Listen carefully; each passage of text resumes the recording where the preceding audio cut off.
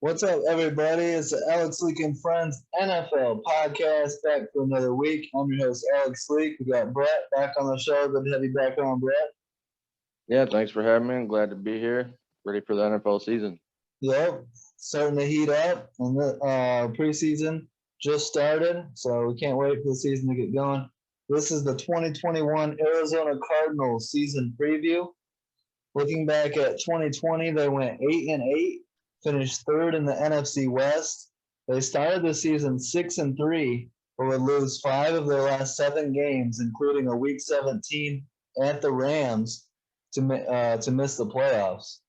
Um, what are your thoughts on the Cardinals last year? Because a lot of Cardinal fans and a lot of national media guys had the Cardinals as a playoff team last year.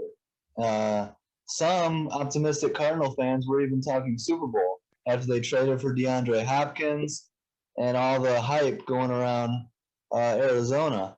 But to start 6-3, lose five of their last seven, and miss out on the playoffs, not ideal. What were your thoughts on the 2020 Cardinals? Yeah, I think they kind of underperformed for what they at least looked like they could have been. Mm-hmm. They have the pieces there. I know that they're young.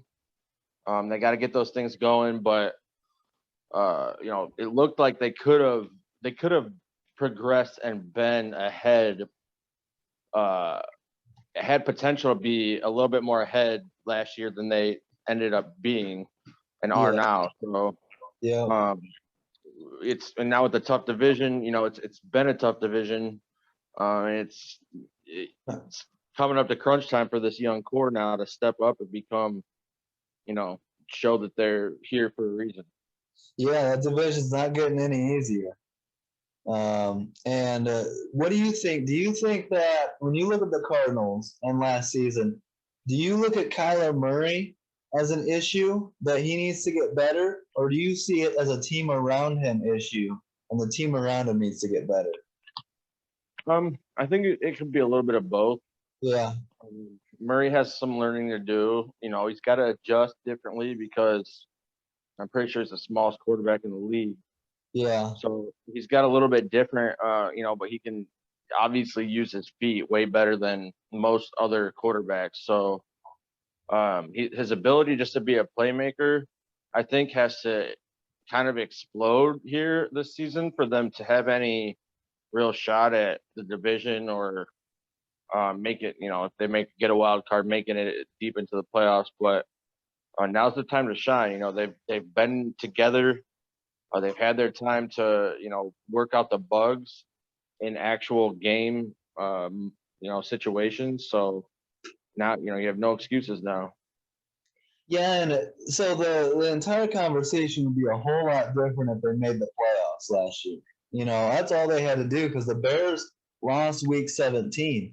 All the Cardinals needed to do was beat a Rams team without Matthews or without Jared Goff, right? I believe Jared Goff didn't play in that game. He was hurt, yeah. Yeah, and to make the So, playoffs, and they couldn't beat a Rams team without Jared Goff. I know Kyler Murray got hurt in that game as well, but he played most of the fourth quarter on an injured ankle. But still, you have to find a way to make the playoffs.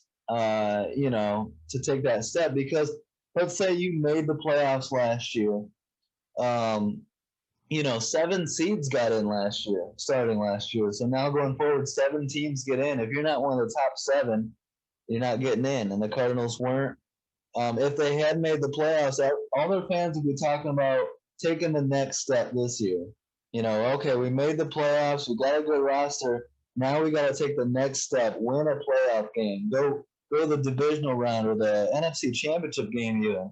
But the fact that they couldn't beat a golfless Rams, couldn't lost five of their last seven, couldn't make the playoffs is really not a good sign. They're bringing back the same coaching staff as 2020, and I don't put a ton of it on Kyler Murray. I honestly have a lot of issues with the coaching staff, the offensive play caller, the head coach, and we'll get into that a little bit more. But I think the best case scenario for Kyler Murray and the Cardinals going forward might be a coaching change. Could you agree with that, or what do you think? What, are you looking at Kingsbury? I am. I'm pointing directly at Cliff Kingsbury. I mean, yeah. After you flex like you did on draft day a couple years ago with that picture of you drafted from your house, you got to at least make the playoffs game. Yes, absolutely. So, I mean, you're right. It could. I think coaching there is an issue, but again, Murray's only been there a short time, Yeah. so you got to give him that year 3 to be able to come out and break through like superstars do. Yeah, absolutely. This is Kyler's going to his 3rd year? I'm gonna look that up real quick. Pretty sure, yeah. Yeah. So it is a big year for him. Yeah, he is. He's going into his 3rd year. Took a big jump, went from 5-10-1 to 8-8 last year. So if he can take that and go win 10 games this year, then we're right on pace. You know what I mean? Absolutely. But they have some additions to this year that weapons. He's loaded. He has no excuses compared to last year. Absolutely, and let's talk about that here. The additions. I mean, for Kyler Murray, you got center Rodney Hudson from the Raiders in a trade, so that's a big acquisition right there. The quarterback center relationship needs to always be, one of your best chemistry spots, and so bringing in an All Pro like Rodney Hudson, that's a great addition there. Yeah, I'm sure and I'm sure that's something that they talked about too prior to obviously making that request. So that's you want to have that comfortability factor and that like you said, for a young quarterback especially. Absolutely, that helps with like you said, a Pro Bowler. So yep, they bring in wide receiver AJ Green from the Bengals, running back James Conner from the Steelers. Let's see here. So they're getting better. I like some of the moves they're doing. James Conner's okay. AJ Green's okay. I mean, AJ Green, you're getting him on the second half of his career. His production's definitely dipped the last couple of years. So we'll see what he's got left. But I've been hearing some good things in camp. Well, hey, let's give him a chance without Andy Dalton as his quarterback. Yeah, there you go. Well, he had Joe Burrow last year, but I think AJ Green's biggest thing right now is health. Can he stay healthy? Yeah, and it could have been in a couple of years. Burrow and him could have been a huge tandem, but yeah. What do you think of a big loss for the Lions? This kicker Matt Prater goes to the Cardinals. I think this is a big acquisition for the Cardinals, getting a super reliable kicker. Yeah, in that division over there, we've seen games finish 6-9. Yep. So, and that doesn't really happen anywhere else across the NFL. So, yeah they play tight games, tight, low-scoring games, defensive games. You're not going to get many chances to put points on the board. So when you do, you need to be accurate. And Prater's been the best of the best. Yep. That's a great acquisition for them. I wasn't a big fan of their kicking game before. For this, a reliable kicker where you don't have to worry. You can send him out for a 45, 50-yarder and you trust that he's going to make it is very underrated in this league. I mean, you're talking to a Bears fan who's seeing the worst case scenario with these kickers. It went from Robbie Gould to Cody Parkey and saw the double doink in the playoffs. So having a reliable kicker is very underrated. The Lions went from Jason Hanson to not having a kicker for a year or two, and you guys witnessed it right there. Going from trusting your kicker and thinking it's an automatic 3 to being like, can he even make an extra point? Those are worries that you don't want to have to be thinking about in the middle of the season. Right. I mean, some teams get Hall of Fame quarterbacks for 30 straight years, and the Lions get Hall of Fame kickers for 30 straight years. There you go. So they also added Brian Winters, a guard, backup quarterback Colt McCoy. And then I really like this addition in the second round of the draft out of Purdue, wide receiver Rondale Moore. I think fits this offense very well. and is going to be a favorite go-to target for Kyler Murray right off the bat as a rookie. I think I expect for a big rookie season from Rondale Moore. Do you agree? Yeah, I like him. I liked him Yeah. in college. I think I had him going. What did he get? Where did he get drafted at? Second round. I don't have the exact pick. I can look that up. I think it's late, like in the 40s or something. Yeah. But I had him going in the first round, I think. Yep. Pick 49 overall. Yeah, we both had him, I believe, borderline first round, like late first. Him and who else do we have? Bateman, I think, from Bateman. Who's that guy? Kadarius Toney. Yep. Guys like that. Florida. Yeah. Yeah, those guys. We had them like in the 25 to 32 range. Yeah. Yep. So But that's a good addition. Yeah, I think it's gonna be. I liked, he dominated at Purdue with what he could, and he made the best of it. And I think that's gonna translate pretty well, and being a young piece in that. I mean, there's young pieces all around, but now they got some veteran wide receivers there that can help. That'll be good for him. Absolutely. So you look at the receiving core now. You got DeAndre Hopkins, AJ Green, Christian Kirk, Rondale Moore, Andy Isabella, Keyshawn Johnson, not the Hall of Fame Keyshawn Johnson, but the other one.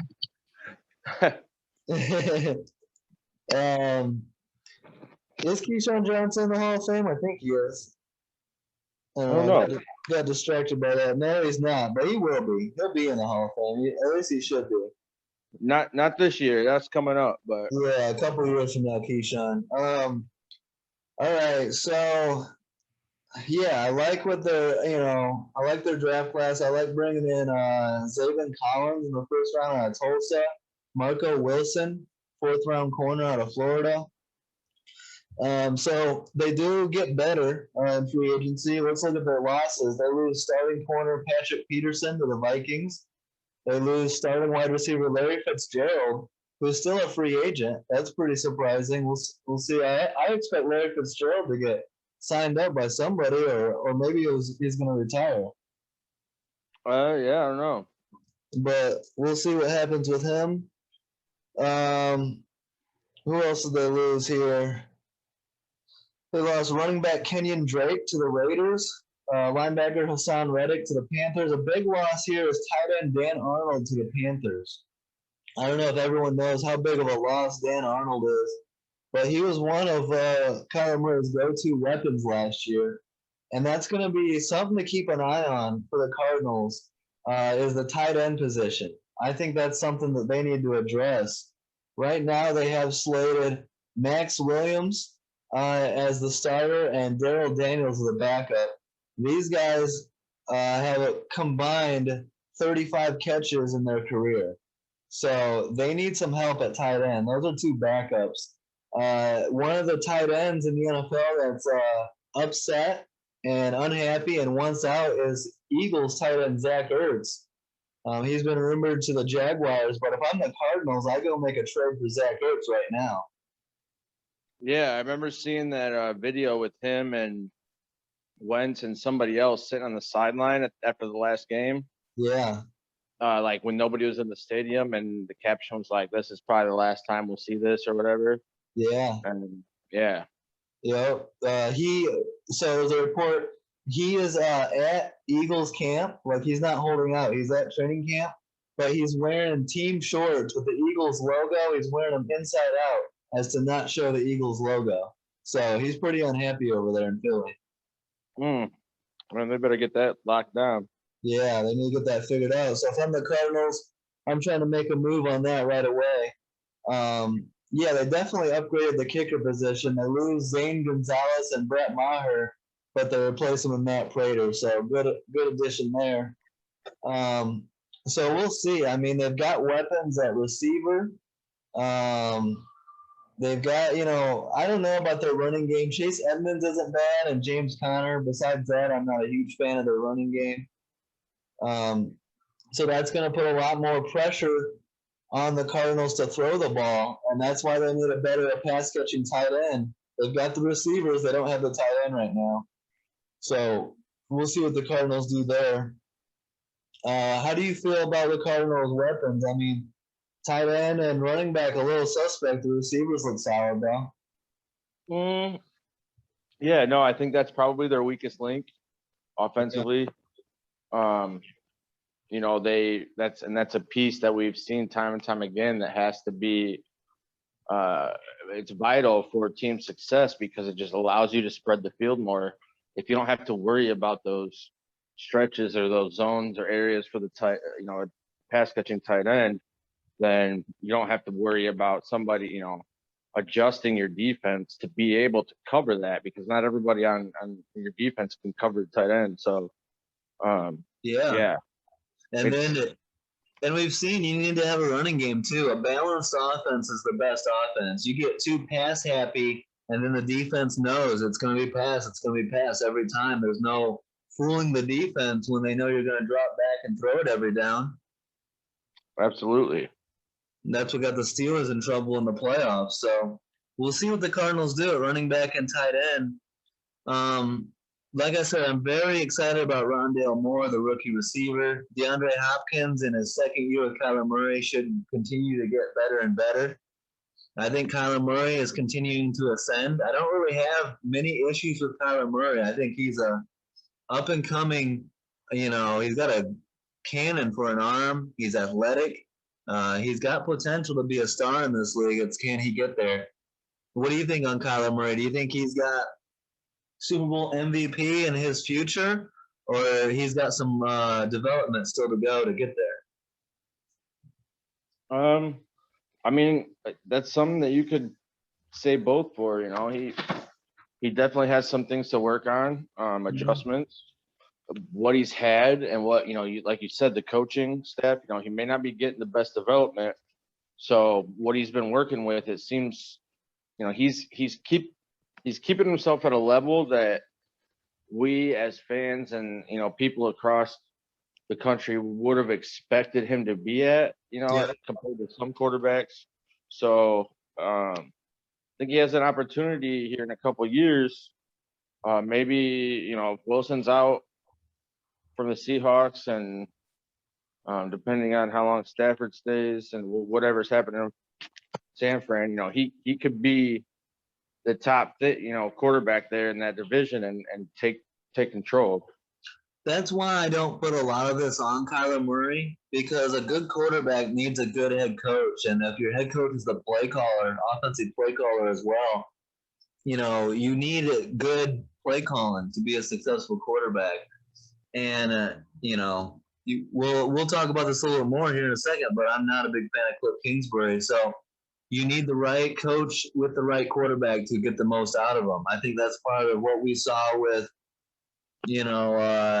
with Stafford early in his career, is that he didn't have great coaching. Once he got better coaching, once he got Jim Caldwell and Schwartz and those guys, he started doing better. You know what I mean? And right, the play caller coordinator can do a lot for a quarterback. No, you're right. Yeah, and that's something that I feel like is the downfall for a lot of guys who came into the league. They passed the point that hundreds of others try to pass, going through high school, college, and getting drafted, and then just to have very little help as far as tutoring or learning from somebody who's supposed to be on the professional level. And because there's probably hundreds of players who had the potential and could have been more, just explosive and just absolute superstars. But like you said, it all comes down to how you develop the coaching, the chemistry, everything there. It plays a role. Absolutely. So and then looking at the defensive side of the ball, they did bring in J.J. Watt. He's a little past his prime, but a good veteran leader on the roster. On the D-line, you got Zach Allen, Chandler Jones. I love the linebacking core with Isaiah Simmons. Now you add Zaven Collins to go with Jordan Hicks. I like that linebacking core. Something a little weird. The Cardinals drafted Zaven Collins in the first round, and GM Steve Keim of the Cardinals told Jordan Hicks when they drafted Collins that he could not compete for the starting linebacker job. Weird decision because I feel like competition breeds success, and you should always be competing, and the winner of the competition wins the starting job. I've never heard of just giving a starting job to a rookie just because. That's kind of weird on the Cardinals GM part. Yeah, if I'm not sure how I would feel about that. Yeah. On the other side of things. Yeah, definitely a little weird. They did bring in Malcolm Butler to go with Byron Murphy, and they got Buda Baker at the safety. So good talent. We'll see what they do. My expectations for the Cardinals about the same as it was last year: 7 to 10 wins, third or fourth in the NFC West. It's a tough division. Some say the toughest in the NFL right now. The Niners and Rams should be better. Seattle's still going to be good. So it's going to be tough for the Cardinals to make the playoffs in 2021 in this division. What do you think? What are your expectations similar? Yeah, like you said, this division's rough.